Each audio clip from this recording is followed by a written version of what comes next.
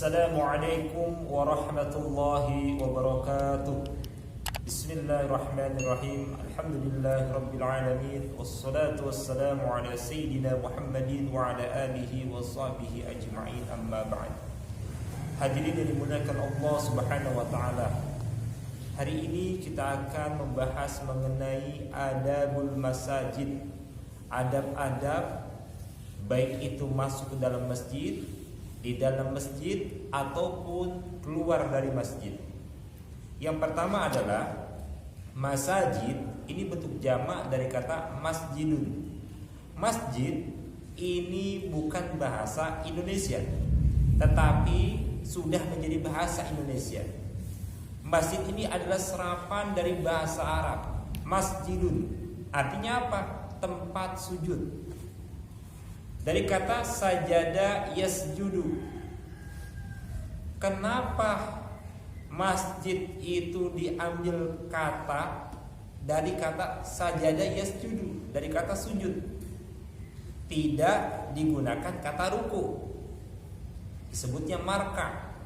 Atau tempat berdiri disebut makom. Karena kenapa? Perlu kita bahas. Karena yang namanya sholat itu bukan hanya sujud, tetapi ada berdiri, ada namanya ruku, ada i'tidal, bahkan ada namanya duduk, majelis. Tetapi yang diambil untuk tempat kita sholat itu bukan marka, bukan makom, bukan majelis, tetapi masjid.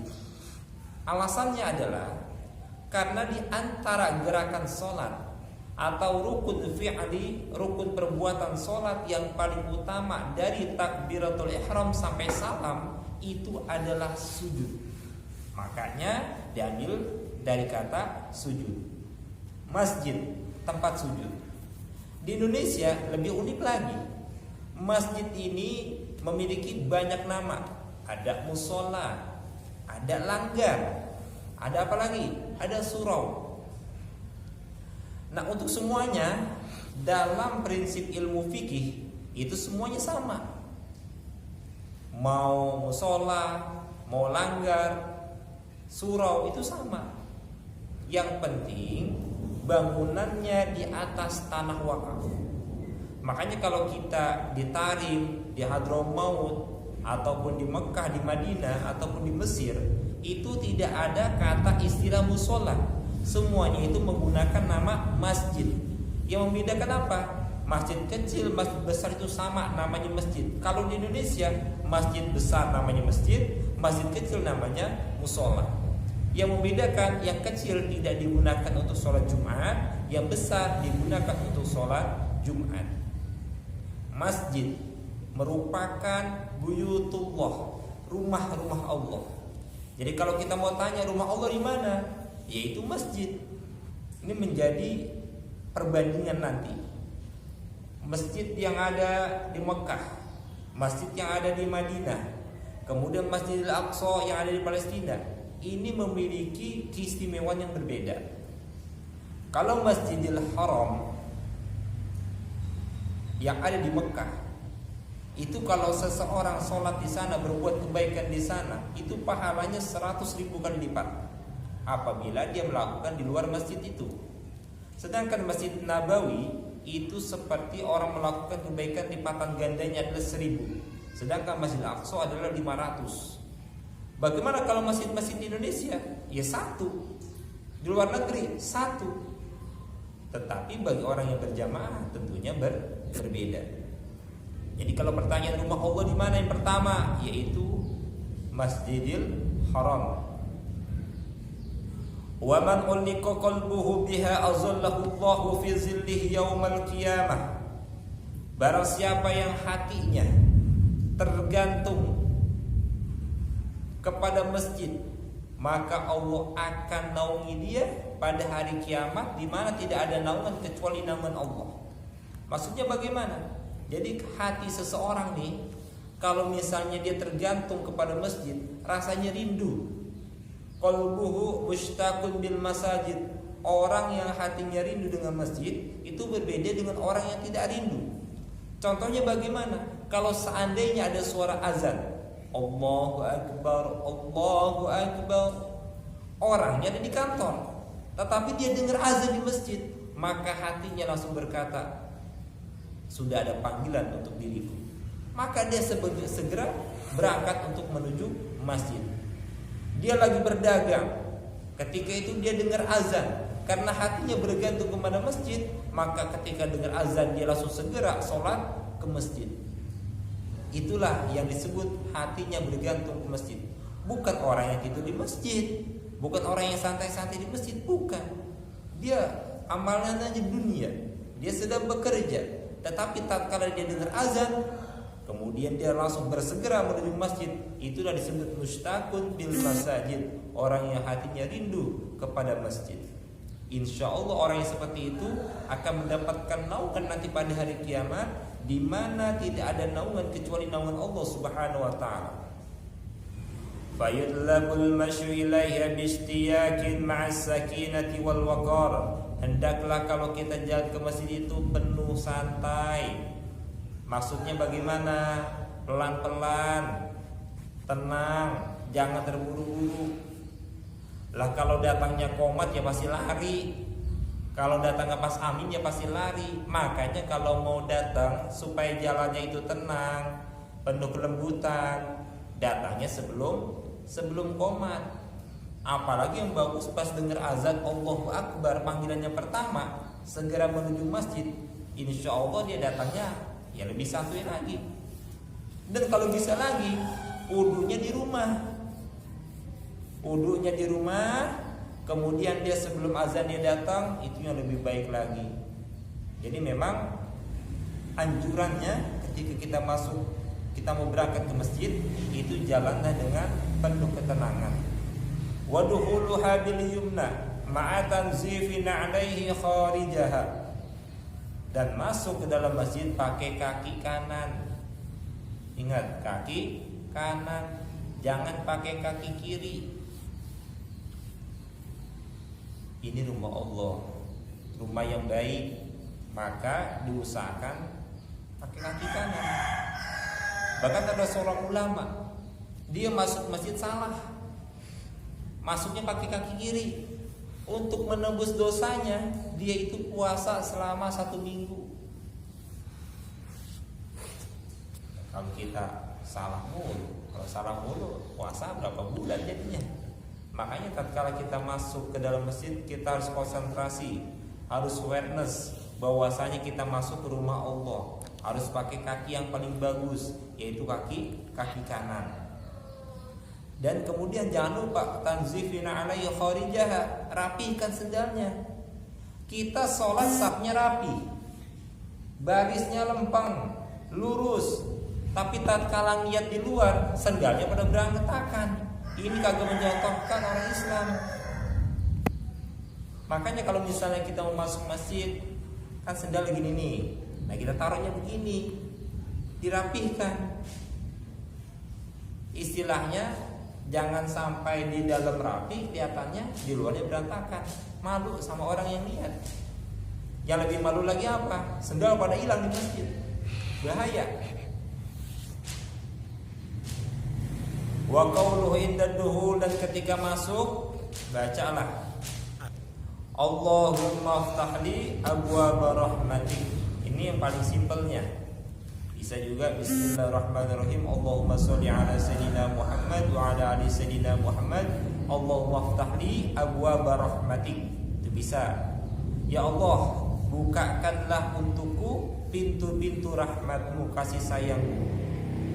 Wada'u tahiyatil masjid, dan laksanakanlah sholat tahiyatul masjid. Nah ini jangan sampai kita masuk masjid tapi gak berpahala. Kenapa gak berpahala? Pertama, dia datang langsung duduk. Sunnahnya sholat tahiyatul masjid. Nah tatkala kita sudah selesai tahiyatul masjid, sudah salam, maka disunahkan kita niat dalam hati, nawaitu an a'takifa fi hadzal masjidi sunnatan lillahi ta'ala, atau nawaitul i'tikafa fi hadzal masjid sunnatan lillahi ta'ala. Niat dalam hati, ketika kalian pertama kali duduk di dalam masjid? Pak Ustadz, bagaimana kalau di musola? Sama aja. Masa nawaitu itikaf fi hadzal musola, sedangkan dalam niatnya adalah masjid. Jadi tolong diperhatikan, musola masjid sama, derajatnya sama, cuma bedanya nggak sholat Jumat sama sholat Jumat itu aja. Kalau di Indonesia, kalau di Tarim di Yaman itu semuanya masjid. Kalau seandainya lupa, langsung duduk, kalian keluar dulu, masuk lagi pakai kaki kanan, kemudian sholat tahiyatul masjid. Bagaimana kalau udah mendesak? Kan kita juga bisa. Ya udah sholat qobliyah. Nah ini enaknya, kalau kita sholat qobliyah dan kita belum tahiyatul masjid, itu pahalanya double. Qobliyah dapat, tahiyatul masjid dapat. Tapi jangan dibiasakan juga. Ini mau mentang-mentang wah enak nih, qobliyah aja udah sekalian, ya tidak juga. Diusahakan tahiyatul masjid beda, qobliyah beda. Wa taslimu, mengucapkan salam. Jadi kita kalau masuk masjid, assalamualaikum warahmatullahi wabarakatuh. Walau khalal masjidu minan nas, walaupun di dalam masjid itu kosong dari manusia. Misalnya kita masuk nih sendirian, kagak ada orang, ya disunahkan mengucapkan salam. Karena kenapa? Li'annahu la yakhlu minal jinni wal malaika. Karena sesungguhnya dalam masjid itu gak pernah kosong dari yang namanya jin dan malaikat. Jadi ada malaikat di sini, ada jin di sini, tapi kita tidak bisa melihat. Wal julusu bi niyatit taqarrub, duduklah dengan niat bertakarub kepada Allah Subhanahu wa taala.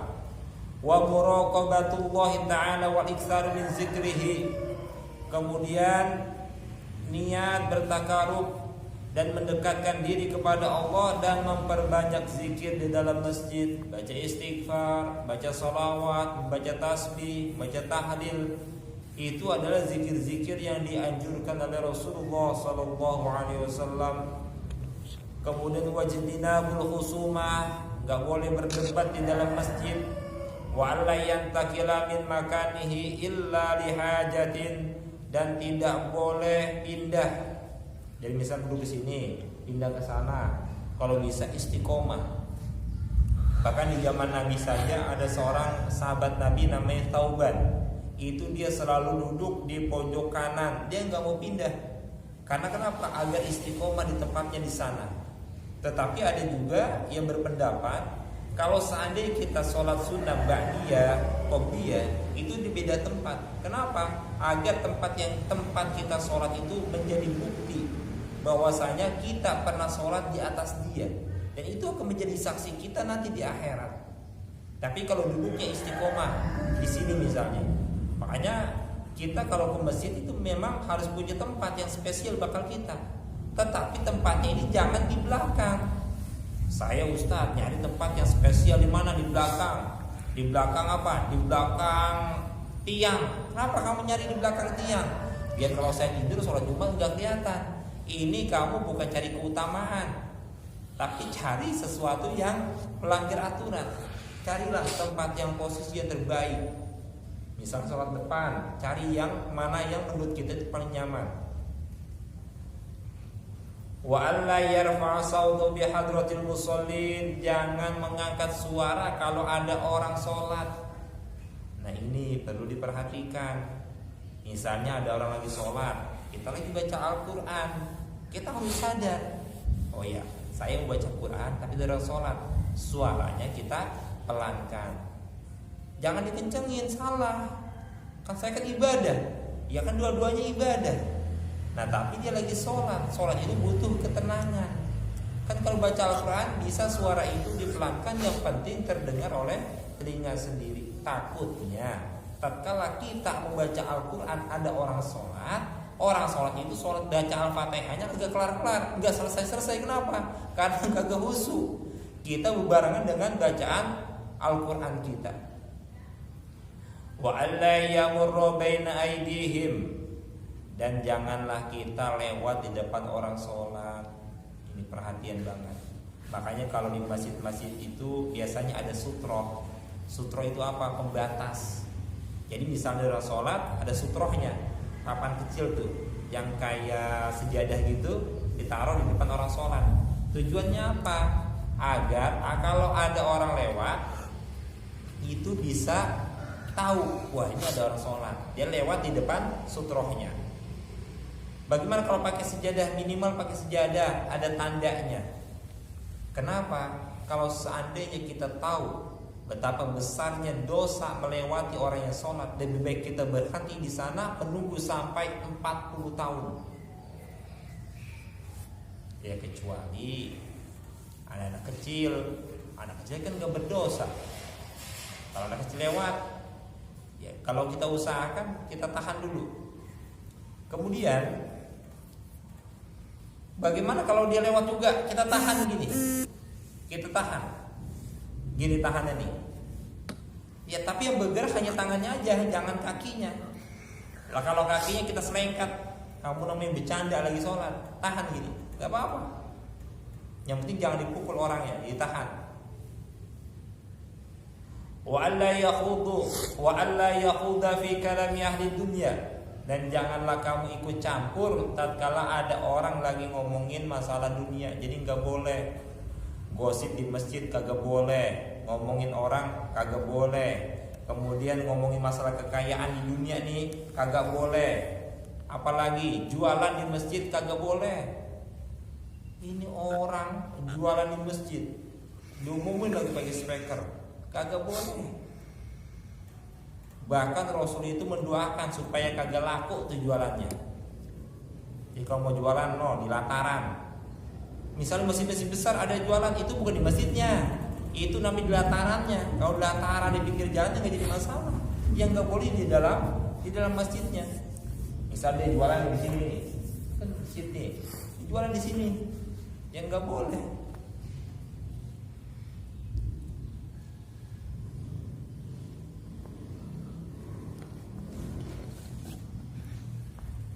Nah sekarang cara keluarnya. Aradal khuruja tuliba minhul badu bil yusra. Nah sekarang kalau kita mau keluar, kalau masuk tadi pakai kaki kanan, kalau keluar pakai kaki kiri. Ingat lagi. Kanan masuk, kiri keluar. Beda dengan kamar mandi. Kalau kamar mandi, kiri bakal masuk, kanan keluar. Jadi beda. Wa ayyadhaha ala zuhrin alaihi. Kemudian karena tadi posisi sendalnya udah begini nih. Nah, ini kan sendal ke sana. Jadi dia begini modelnya. Jadi kaki kiri misalnya tuh di sendalnya, kemudian kanan yang pakai duluan. Jadi tetap yang pakai sendal yang pertama adalah kaki kanan walaupun kaki kiri di atas sendalnya. Sumayal basul yumna awalan, gunakanlah yang kanan terlebih dahulu. Wal yakul inda khurujihi, dan berdoalah ketika keluar, Allahumma inni as'aluka min fadlik. Ya Allah, aku ini memohon kepadamu untuk mendapatkan keutamaan darimu.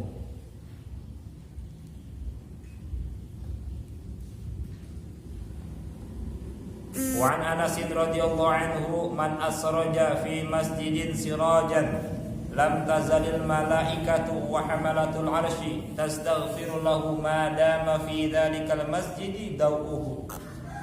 Ini hadis yang luar biasa. Barang siapa yang memberi penerangan, berarti apa? Lampu di suatu masjid, maka malaikat dan para malaikat petugas di arsy selalu memohonkan ampun kepada orang tersebut selama lampu yang dia berikan itu masih ada di dalam masjid itu, masih digunakan lampu itu. Jadi kita naruh lampu aja nih, lampu kan awet. Berapa tahun? Wallahu alam, ya tergantung kekuatannya. Nah, bagi orang yang memberikan lampu ke masjid, itu selagi lampu itu masih ada, maka orang itu akan dapatkan ampun dari Allah Subhanahu wa taala. Didoain sama malaikat supaya Allah mengampuni orang tersebut. Ini namanya amal jariyah. Bukan hanya lampu saja sebenarnya.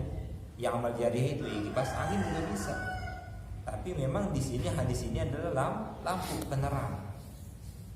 Inilah pembahasan mengenai masjid.